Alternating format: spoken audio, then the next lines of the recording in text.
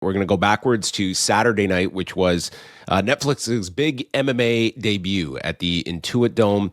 And I got to do a show with Eric on Sunday. You can go back and listen to that, but I definitely wanted to get some of Jack's thoughts, having seen the show on Saturday. What were some of your overall impressions just of the production itself from MVP and Netflix?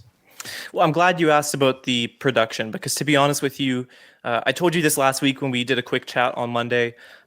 I wasn't really interested about these matchups specifically. We kind of knew a lot of them were one-sided matchups. None of the main card bouts were really like too exciting, to be honest. So a lot of the intrigue was, what would MVP's first MMA show look like? I thought it was interesting to see kind of mixed reviews online. I saw some articles from people who watched the show not loving it too much. I think that just starting with the cons, I mean, like I said, the matchups were not the greatest. I feel like if you had a Venn diagram of like popular non-UFC fighters and people who are like still in their prime, not a lot of it very much crosses over into the center. So it's hard to make perfect matchups for a mass appeal show like this. And because of how quick the finishes were, the pacing was kind of rough. I mean, it was a 3-hour show. They were clearly filling it out to have it end at a certain time. So the short matches made it so that there was a lot of killing time on this show. But I will say it was a very dressed up production. The Intuit Dome is so pretty with the lights in every seat and the gigantic screen they have in there. It's something out of the future. And it played like MVP, I would say overall did a really good job at the presentation here and making it look like a major league production. Yeah, I would say like the major league feel was a big plus on the show overall. I think everyone going into this had the same questions that many are coming out of it of like what is the follow up toward this? And Tuesday we should get a pretty concrete viewership figure, and that's going to tell the tale. I feel this is going to do pretty well. Like it just seemed like there was a lot of buzz that picked up in the days leading to it, and it seems Saturday night they had a ton of attention. And it was very mixed on Sunday. I think for some it depended on what your expectation was of that main event. That I didn't go in there with any expectation at all that we were going to see much of a fight between these two. And what you got was 17 seconds with pretty much no resistance from Gina Carano that just seemed completely overwhelmed by a tornado, which is what she contended with. At the end of this event, if all things were equal, the idea of Ronda Rousey fighting again, I think that would spur on a ton of interest if it was a Holly Holm. Like you could find the opponent, but I think that's a major question mark. And I know everybody doubts people walking away from fighting, but if she is intent on having not another child, but children, plural, like I just don't see that as a realistic goal of hers when it seems to be like this is not a woman that is going to be wanting financially and is going to be, maybe the best you can hope for is that she's going to have an affiliation with this company as a spokesperson. But fighting again, I'd tab that as pretty low. I'm not going to put it at 0%, but that's going to be the big question here is that if this number comes in and it's a very healthy number that we see on Tuesday, rightly, that's going to be attributed to the main event. And Rousey's future is very much in doubt. And is Netflix going to view this as, hey, we're in MMA now? Or was it like, we will be in MMA, but we need Ronda Rousey to be part of this for us to really sink our teeth into this and commit to X amount of shows per year?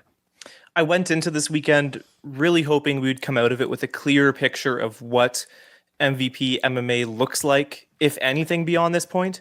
And I don't think we really got any answer. Nakisa, the leader of the promotion, very much said during the event that this is a test, much like their first event in boxing was a test.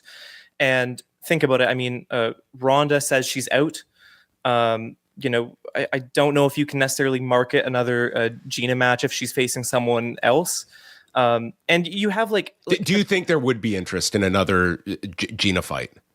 Like it's really, I personally don't want to see it myself, but I don't know if if that is something that if they have the opportunity. I feel that's one MVP. If they can't have Ronda, will they run Gina back with the question of, well, this was a bad stylistic fight and finding somebody else for Gina? Like, do you think that can capture the interest?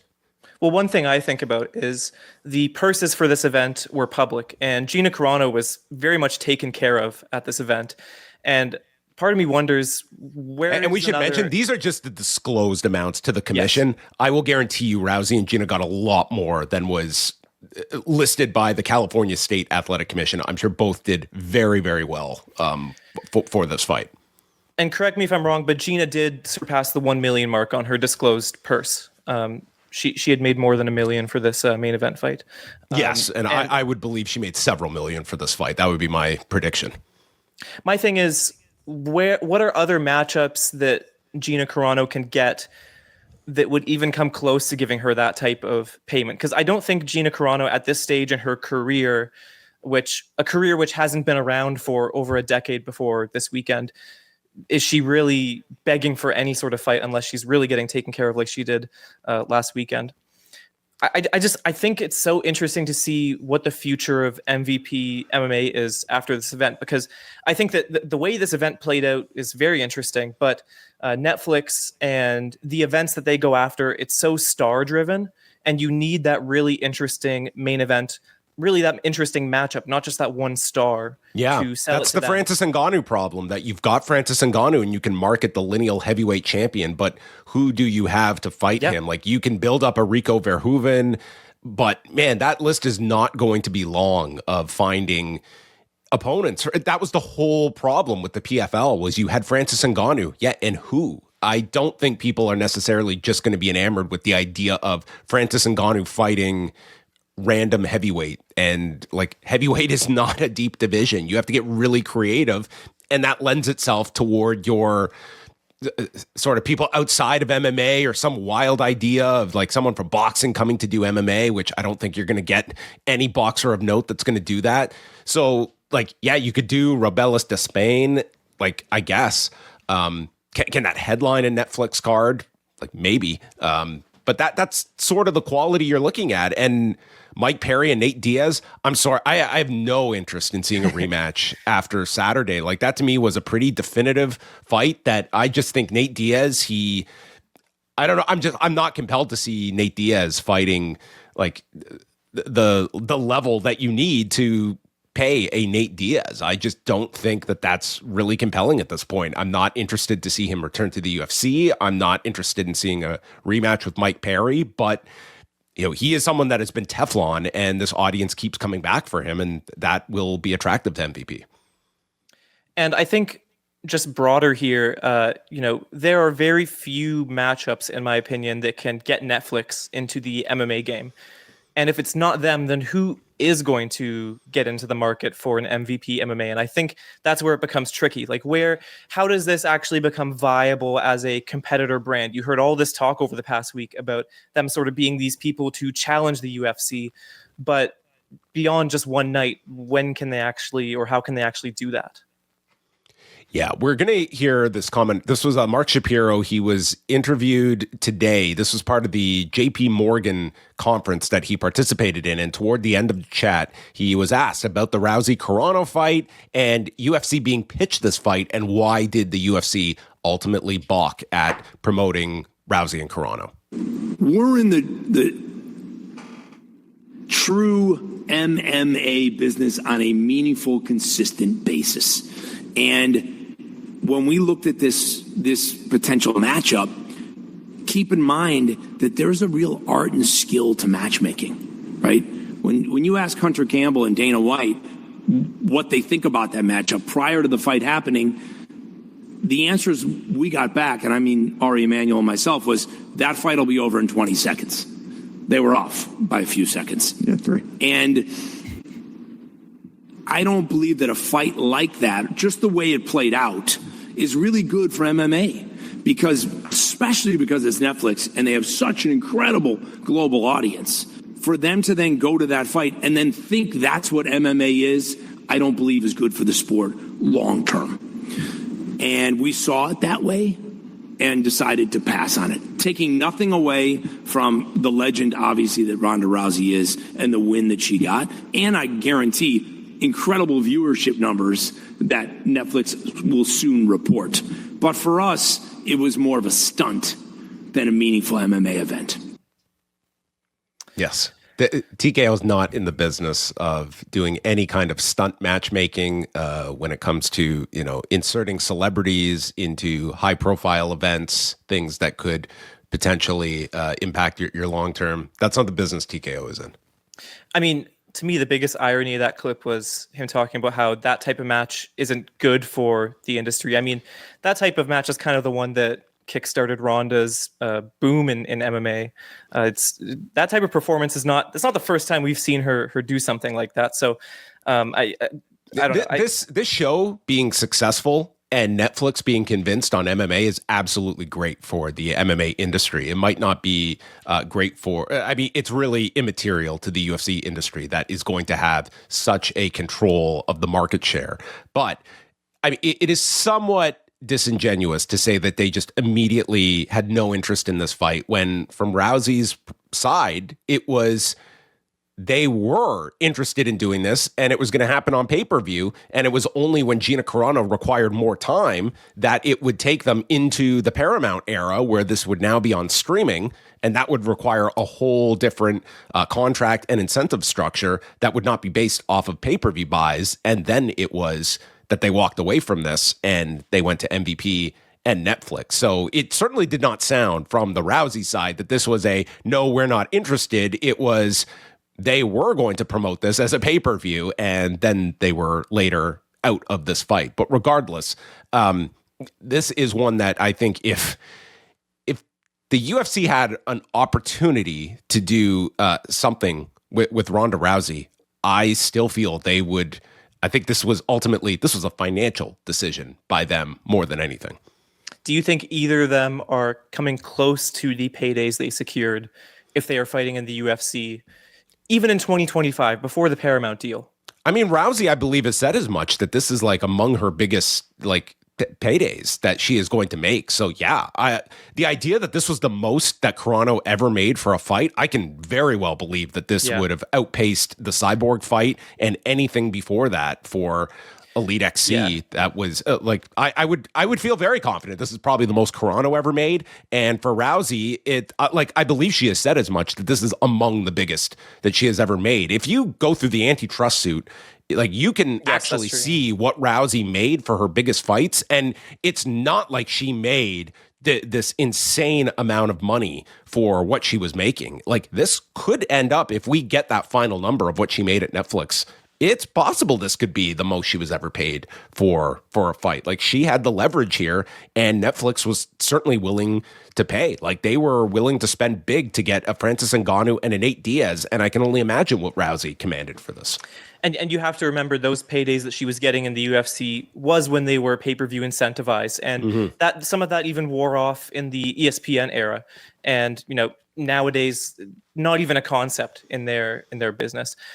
So I think it's like the fact that they got that much. I don't think they would even come close to earning that on a UFC card over the past 2 years. I think one thing that's interesting to note about Shapiro's comments is that TKO has a working relationship with Netflix, so he can't drag this event that Netflix has been promoting like crazy through the mud. I mean, he has to keep it classy here, and I think that's what he did in his comments.